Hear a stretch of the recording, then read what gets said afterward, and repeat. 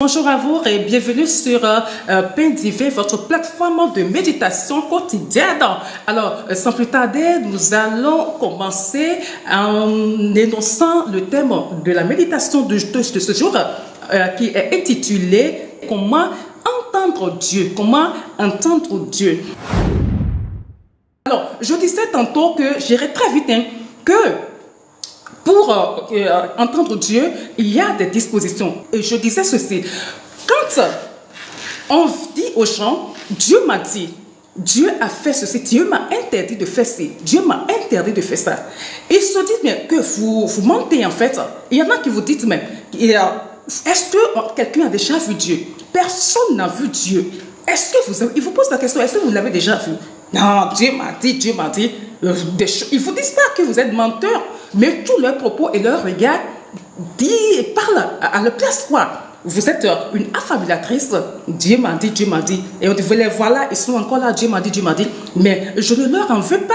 Ce qu'on n'a jamais vu, on dit que ça n'existe pas. Ce qu'on n'a jamais vécu, on dit aussi que ça n'existe pas.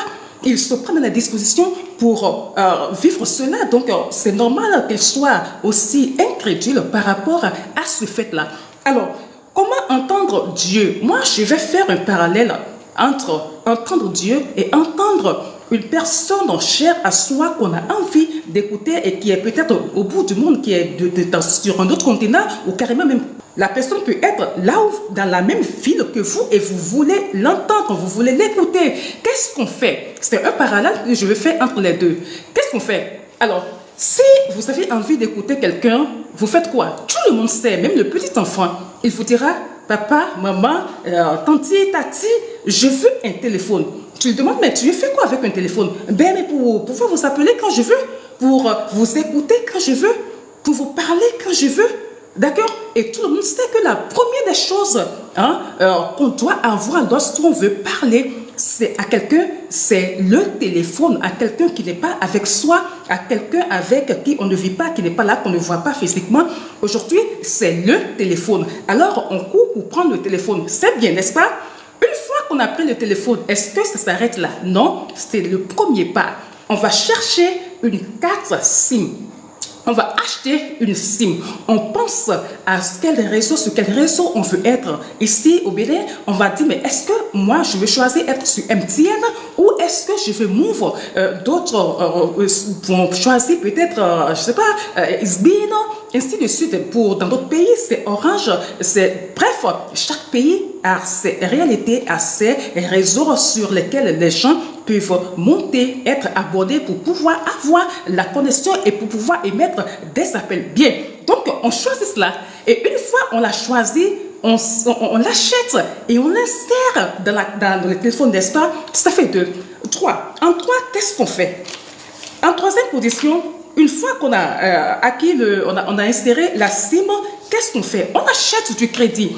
Même si vous avez la SIM et que vous n'avez pas de crédit, ça ne va pas fonctionner. Si avec mon téléphone que j'ai là, avec lequel je suis en train de faire le live, si je n'avais pas payé pour avoir une connexion illimitée chez moi, je ne pourrais pas être en live et je ne pourrais pas être tout le temps là en train de parler avec vous. Je ne pourrais pas faire comme je suis là en train de vous parler là. Bien, après cela, en quatrième position, il faut charger le téléphone parce que lorsqu'on ne charge pas son téléphone, on a beau avoir tout ce qu'il faut, le crédit et tout, ça ne marchera pas.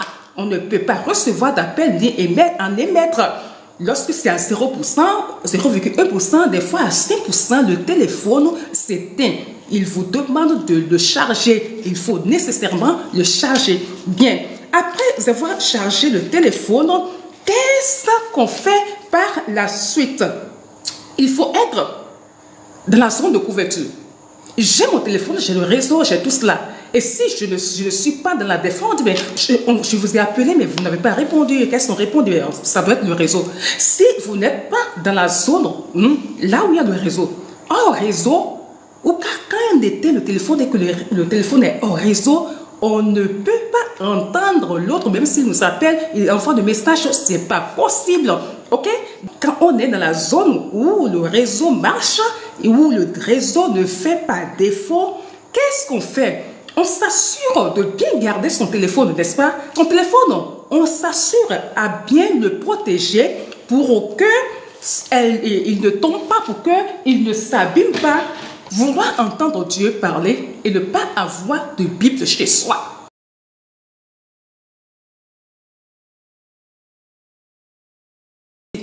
C'est une question que les gens se posent. Ce n'est pas pour une catégorie de personnes données. Ce n'est pas que ceux qui disent qu'ils entendent Dieu ont des dispositions particulières. Ce n'est pas que ce sont des gens que Dieu a déjà caricaturés, il a déjà formés. Ainsi, non, tout le monde peut entendre Dieu. Il suffit seulement d'être dans les dispositions. Il suffit seulement de travailler pour... Le matin, je disais ceci.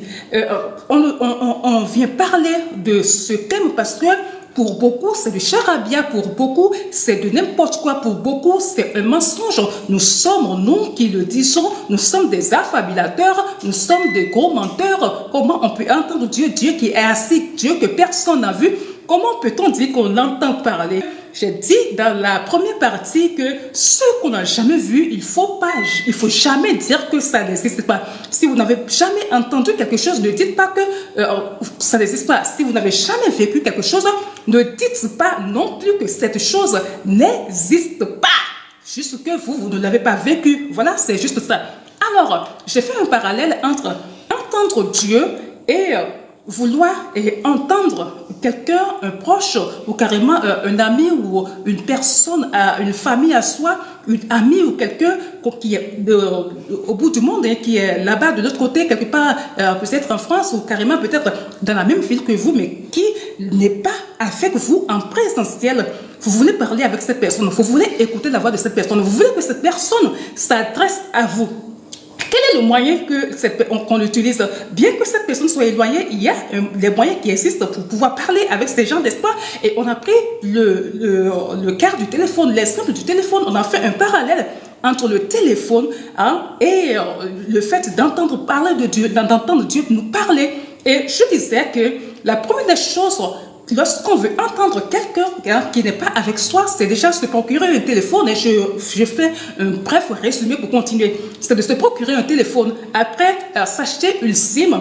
Après, insérer la SIM, il faut charger le portable. Après avoir chargé le portable, il faut s'assurer être dans la zone de couverture. Après cela, il faut s'assurer, il faut entretenir le téléphone pour ne pas l'abîmer. Voilà les conditions qu'on doit réunir, qui doivent être réunies pour qu'on puisse entendre l'autre qui est éloigné, qui n'est pas avec soi, qu'on puisse l'entendre parler. Et on dit que c'est la même chose. Je dis que c'est pratiquement la même chose avec Dieu. Dieu, personne ne l'a vu. Nous ne l'avons pas vu, nous ne le voyons pas. Il est invisible, il est esprit. D'accord? Et il s'adresse à nous. Et si on veut l'entendre nous parler, la première des choses à faire, comme de l'autre côté, c'est le téléphone. Et je disais que ici, c'est notre Bible. Ce n'est pas possible qu'un chrétien puisse vivre sans sa Bible. Quand on garde sa Bible fermée, on ne peut jamais entendre Dieu parler parce que tout y est. Tous ces enseignements s'y trouvent. D'accord? Il a laissé ses commandements, il a laissé des lois, il a laissé de très très beaux enseignements, des commandements, comment nous devons vivre dans cette vie-là. Comment nous devons vivre pour être en paix, pour être épanouis en Christ. Voilà, donc il nous a laissé tout ça. D'accord? Et je disais après que, juste cela, j'ai comparé la SIM au fait qu'il faut lui appartenir. Il faut lui appartenir. D'accord? Le fait de lui appartenir, c'est quoi? Il fait chaud là.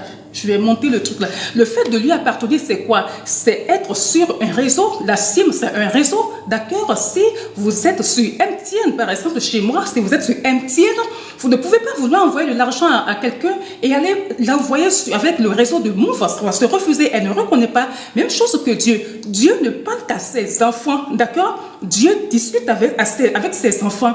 Lorsqu'on ne réfère pas à Dieu, qu'on ne le reconnaît même pas, parce qu'il y en a qui ne le reconnaissent même pas comme étant Dieu, qui disent qu'il n'existe pas, il n'a rien à faire avec ces gens-là. Alors, si on veut entendre parler de Dieu, ou carrément, si on veut que Dieu nous parle, il faudrait qu'on sache que la Bible doit être notre amie et passer du temps à la lire, pas la lire de façon superficielle, mais profondément à étudier notre Bible, à la méditer, à passer du temps. Il ne faut pas juste être pressé. Bon, voilà, donc on a dit qu'il faut, comme on est chrétien, on doit lire sa Bible. Donc, je prends 5 minutes et va à la va-vite. Et je suis là, je lis, mais mon esprit est ailleurs. Ce n'est pas comme ça. Vous ne pouvez pas entendre Dieu dans ces conditions-là. Pour l'entendre, il faut vraiment être patient, être présent, corps, esprit, corps, âme, esprit, mais prendre du temps, ne pas être pressé, étudier, lire, poser des questions, d'accord? Et parce que quand on ne fait pas ça, c'est pas possible quoi. C'est en lisant un passage, par exemple, qui parle de la patience, que Dieu te dira, mais écoute, est-ce que tu sais que ce que tu avais fait la dernière fois là, est-ce que tu sais que hier, la façon dont tu t'es emporté là, que ce n'est pas bien? Non, ce n'a pas été du tout patient. Alors que moi, un enfant qui se réclame de moi, quelqu'un qui se réclame de moi, qui dit qu'il est chrétien, doit être patient. Et là, il vient de te parler. Si tu avais gardé ta Bible fermée, non, tu n'aurais pas eu l'occasion, Dieu n'aurait pas eu l'occasion de te dire que ce que tu avais eu à faire hier était mauvais, était mal. Voyez? Donc, on ne peut pas, c'est la première étape, la chose la plus, c'est la majeure même, 80% des choses à faire, c'est de méditer, d'avoir une Bible et de la méditer. On va lire Josué 1. Josué 1 dit ceci. Josué 1, 8 dit ceci. Que ce livre de la loi ne s'éloigne point de ta bouche. Médite-le. On parle de la Bible.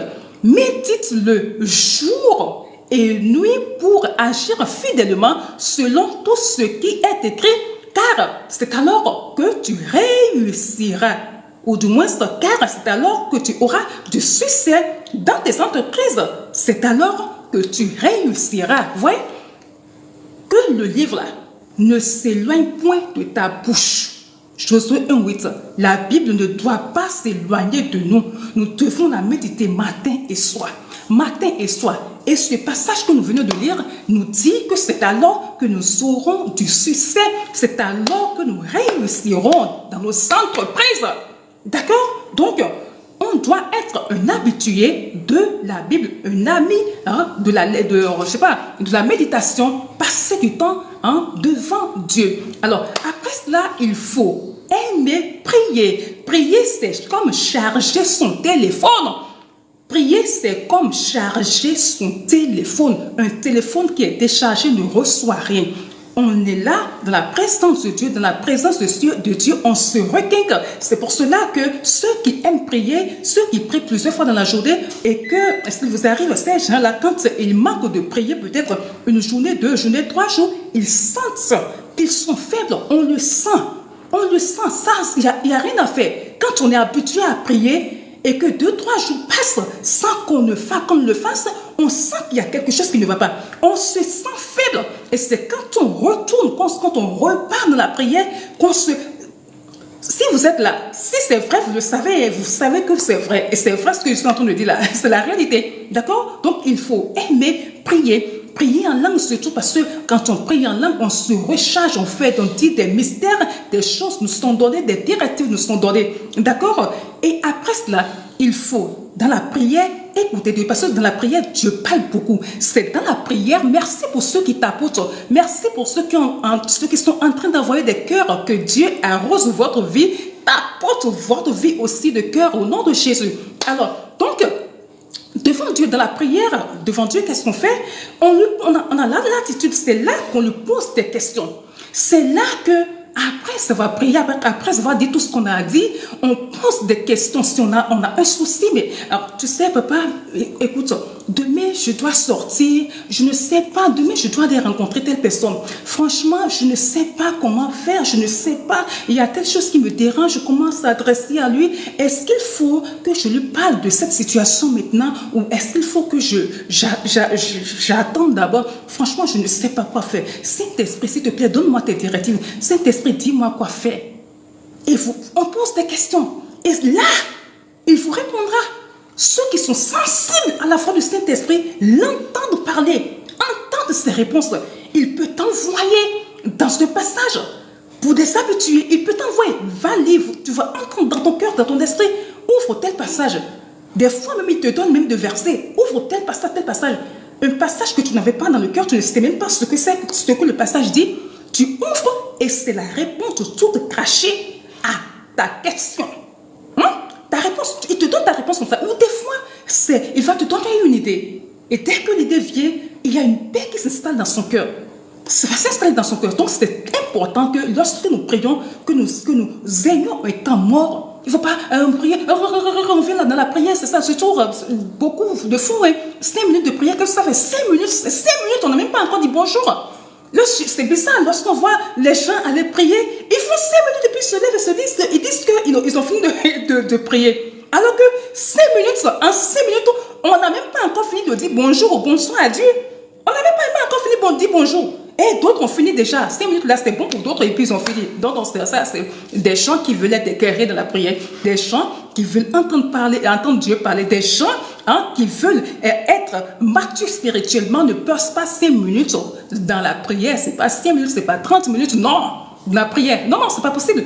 C'est au-delà. C'est pas possible. 5 minutes. Vous n'avez pas de souci? Est-ce que vous n'avez pas de souci? Parce que si vous avez un souci, on a toujours quelque chose qui nous dérange. Si vous avez toutes ces choses à présenter à Dieu, si vous avez le problème de votre frère à présenter à Dieu, si votre nièce ou votre neveu a un problème que vous devez présenter à Dieu, si votre boulot, il y a un problème quelque part que vous devez présenter à Dieu, si dans le quartier il y a un souci, si votre santé... Franchement, il y a tout ça là il faut parler de tout ça. Et on va faire 5 minutes, on va faire 15 minutes. Non, c'est pas possible. C'est pas possible. C'est pour cela que la prière est très importante. D'accord? Donc, dans la prière, Dieu nous parle. Voilà. Il nous parle aussi par les autres, par les enseignements. Vous écoutez un enseignement, vous avez un souci, vous vous posez une question, vous étiez en train de chercher une solution à quelque chose et vous tombez sur un enseignement et le Saint-Esprit vous guide une direction divine. Et vous tombez sur cet enseignement-là. Et la personne qui prêche, l'homme de Dieu qui est en train de prêcher, la femme qui est en train de parler de Dieu, vous entendez de sa bouche, vous voyez que c'est Dieu qui est en train de s'adresser à vous. Vous avez la réponse à votre préoccupation. Vous savez la réponse à votre question. D'accord? Par exemple, vous voulez voyager et puis vous ne savez pas est-ce que je dois partir, est-ce que je ne dois pas partir. C'est juste un exemple, j'ai pris quelque chose comme ça au pif, je dois partir, je ne dois pas partir. Et vous êtes troublé tout et tout. Et vous quittez, peut-être que vous étiez dans la chambre, vous sortez comme ça, vous tombez, vous ouvrez, vous allumez la télévision, vous tombez sur une prêche. Et là, on dit, mais c'est dangereux. Le monsieur dit, bien, le pasteur, bien, le berger est en train de dire, bien, mais en fait, vous priez, peut-être que c'était en train de prier, mais ne voyagez pas ces temps-ci. Mais vous avez déjà votre réponse. Vous avez déjà votre réponse. C'est un exemple, il utilise la bouche des autres pour vous parler. Et il fait en sorte que vous tombiez sur les autres. C'est pour cela qu'il ne faut pas être égoïste. Il faut aimer écouter les gens prêcher. Il faut aimer écouter les enseignements, les bons enseignements par pas des faux pasteurs, non, des gens qui parlent de la Bible, qui parlent de vraies personnes, qui parlent de la vraie parole. D'accord? Voilà. Donc, il peut utiliser des enseignements, des pasteurs, des gens pour vous parler, des prêches pour vous parler. Il peut utiliser le gardien de votre maison. Il peut utiliser votre fille de maison pour vous parler. Il peut utiliser la femme du marché pour vous parler. Il peut utiliser un fou pour vous parler. Il peut utiliser tout le monde pour vous parler. Et je me rappelle, il y a quelques mois en arrière déjà, j'étais dans une situation où je posais des questions à Dieu. Par rapport à ça, j'étais un peu trouble. Et après, je me suis levée. C'est après la prière de 13 h. Et autour de 16 h, j'ai pris mon sac, je suis allée au marché.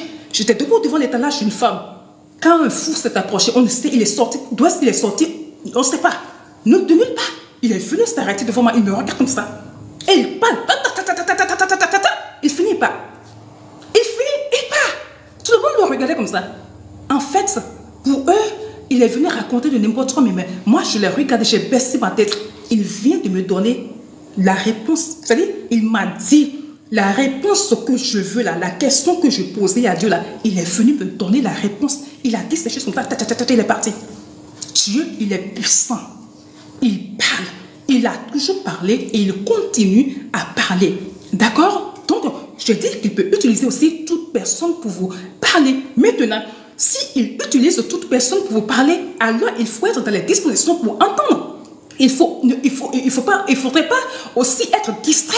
D'accord? Parce que si vous êtes distrait, au moment où quelqu'un sera en train de vous parler de la part de Dieu, vous n'allez pas capter. Et c'est pour cela que je disais que quand on a un téléphone, il faut s'assurer d'être dans la zone de couverture. Alors, nous, notre zone de couverture, c'est quoi? C'est la sensibilité à la voix du Saint-Esprit. Elle est sensible. D'accord? Être sensible. Quand on a la plénitude du Saint-Esprit, on est sensible à tout. D'accord? Quand le Saint-Esprit est en plein, quand nous sommes pleins de lui, on est sensible. D'accord? Et dès qu'il nous touche, dès qu'il y a quelque chose, on le sent. Du tac au tac, on le sent. Du tac au tac. D'accord? Donc, en dehors de ça, Dieu, il nous parle aussi au quotidien, lorsque nous vaquons à nos occupations, tu vas être en train de travailler, tu vas être en train de faire des choses, il va utiliser ton travail pour te parler. Bref, voilà les domaines, les façons, la façon dont Dieu parle à ses enfants. Voilà, donc, j'ai dit qu'il faut nécessairement prier et s'assurer d'être dans la zone de couverture. La zone de couverture, c'est quoi? C'est faire tout pour être sensible, pour avoir cette sensibilité-là. Et cette sensibilité est donnée par la plénitude de l'esprit en soi. Il faut pas que le Saint-Esprit dorme en soi. Il ne faut pas l'attrister pour qu'il se taise en soi. D'accord? Mais après tout cela, je disais, quand je faisais le parallèle avec le téléphone, que le téléphone, on les entretient, n'est-ce pas? On fait attention pour qu'il ne tombe pas dans l'eau, pour qu'il ne tombe pas dans le feu, pour qu'il ne s'abîme pas. Parce que quand le téléphone est abîmé, on a beau t'envoyer un message, ça ne viendra pas. On va t'appeler, on va te parler, tu n'entendras pas, tu n'écouteras pas. D'accord? C'est la même chose. Si tu veux être quelqu'un qui entend Dieu parler, il y a des choses que tu ne peux pas faire. Tu dois vivre dans la sainteté. Tu dois t'éloigner du mal. Tu ne dois pas te donner à des choses, à des actes que la Bible réprouve, enfreindre la parole, les lois de Dieu, tu ne te ferais pas. Les commandements de Dieu, tu dois les respecter. Tu ne peux pas être dans l'adultère, vivre dans l'adultère, être un fornicateur chronique et vouloir que Dieu te parle. Pourquoi? Parce que le Saint-Esprit en soi se tait. Quand on fait ce que Dieu n'aime pas, le Saint-Esprit est attristé et quand il est attristé, il se tait. Il ne nous parle plus, il ne nous parle pas. Il se tait. C'est pourquoi des fois, vous allez entendre, vous voyez que d'autres, des fois, il arrive des moments où on ne l'entend plus. Et quand c'est comme ça, il faut courir, il faut supplier, il faut jeûner et le supplier, demander pardon et le supplier parce qu'un chrétien, c'est le Saint-Esprit. Je sais pas, c'est comme, on peut avoir un ami sans gouvernail, c'est pas possible. C'est pas possible, c'est le Saint-Esprit qui fait le chrétien. Un chrétien qui n'a pas l'Esprit Saint, c'est pas... C'est quoi? Est-ce que c'est un chrétien? Non, je ne pense pas. Parce que Jésus a dit, je vais partir, je vais revenir. Et lui, il vous conduira dans toute la vérité. C'est lui qui nous montre le chemin, c'est nous qui nous guide, c'est nous qui fait tout en nous. Donc, il ne faut pas l'attrister. Et l'attrister, c'est faire des choses qu'il n'aime pas. Voilà le parallèle entre vouloir entendre, appeler avec l'exemple de téléphone que j'ai pris, et Dieu que nous ne voyons pas et qui nous parle, qu'on veut, qui nous parle. Voilà. Donc, c'est très essentiel, c'est très important avoir une Bible. Je récapitule pour entendre Dieu parler. Pour entendre Dieu parler, il faut déjà avoir sa Bible, ne pas la fermer. Des gens ont des Bibles, mais ils ne la lisent pas. Il y a dans d'autres religions, on n'encourage même pas les fidèles à lire la Bible. Pourquoi? Parce que, je ne sais pas, le dimanche, ils ne vont pas à l'église avec la Bible. D'accord? C'est seulement celui qui est devant, qui a sa Bible et qui lit. Et tout le monde est comme ça. La seule chose qui le préoccupe, c'est qu'est-ce que je vais porter, qu'est-ce que je vais faire. Et voilà, donc on est comme ça. Et l'autre lit et puis c'est fini. Et quand c'est comme ça, la majorité de ces fidèles, là, bon, ils ne savent pas lire. C'est pour cela que lorsqu'ils ont un problème, ils courent pour aller voir les charlatans, pour aller voir les autres là, quoi. Ils courent de maison en maison, des visionnaires, des charlatans, ceux qui prédisent, en tout cas ceux qui vont leur lire ce qui se passe et leur dire ce qu'il faut faire. Alors que le Saint-Esprit est là pour ça. On n'a pas besoin de courir d'après ces gens-là. On a le Saint-Esprit pour soi, qui peut nous répondre, qui peut tout nous montrer. Le Saint-Esprit va te révéler quel est ton avenir. Le Saint-Esprit va te dire ce qu'il faut faire, ce qu'il veut que tu fasses de ta vie. Il va te le dire quand tu fais mal. Et tu le dis, j'ai toujours dit, quand on est dans les bonnes décisions, quand on respecte Dieu, franchement, ces choses-là ne nous manquent pas. D'accord? Il faut respecter aussi, j'ai oublié, parce qu'il y en a qui ne révèrent pas le nom de Dieu. Et respecter Dieu, c'est pas le craindre. D'accord? Pardon, craindre Dieu n'est pas avoir peur de Dieu, non. Quand on craint quelqu'un, il y a des choses qu'on ne dit pas, il y a des choses qu'on ne fait pas. Quand il y a des choses, quand tu veux faire, tu dis non, non, ça, mon papa, il ne va pas être content. Et quand on sait que ce papa ne va pas être content, on ne fait pas. Mais il y en a, ils vont pécher, mais ça ne dit rien, quoi. Ben, enfin, Dieu a dit, là, Dieu, c'est-à-dire, il végète dedans, il tombe dedans. Vous voyez, des gens comme ça, bon, Dieu ne leur fait rien. C'est pourquoi on dit, de la maison de Dieu, la Bible dit, j'ai oublié le passage, que dans la maison de Dieu, il y a plusieurs vases. Il y a des vases qui sont là, des villes, c'est-à-dire, ils sont là pour les poubelles, quoi. On va mettre des poubelles dedans, mais il y a d'autres qui sont précieux, vraiment précieux. Dieu les utilise vraiment. Alors, est-ce que vous voulez entendre Dieu parler? Alors, faites tout ce que je viens de vous dire là, et il ne manquera pas de s'adresser à vous. Il peut parler dans votre cœur, il peut vous dire des choses dans votre cœur, de la méditation, de la lecture biblique, il peut utiliser d'autres personnes, toute personne que vous parlez. C'est à vous d'être dans la zone de couverture. Et être dans la zone de couverture, c'est tout fait pour que le Saint-Esprit ne soit pas quoi en soi, ne se teste pas en soi, et que nous ayons la plénitude, que nous fassions tout pour que nos antennes, comme le disait quelqu'un, que nos antennes soient franchement en bon état, quoi, pour pouvoir recevoir. Quand les antennes sont en forme, on reçoit les ondes, tout ce qui vient comme message, on les reçoit. Voilà.